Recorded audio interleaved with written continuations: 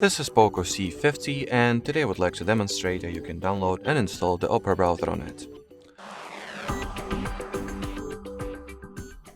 So to begin with, make sure that your device is connected to Wi-Fi, then launch the Play Store app, sign into your Google account if you haven't already, then at the search bar type in Opera. Once any of the app is found, click at this green install button and simply wait for it to, obviously get downloaded and installed, which should not take a lot of time at all since it's a relatively lightweight application. So as you can see, it's already been downloaded. Now it should take no more than a few seconds to get installed.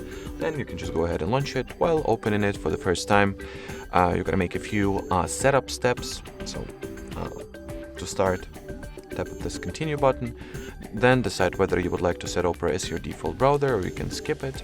And in here you can either customize the permissions that will be granted to Opera or simply allow everything that it asks for and start using the browser.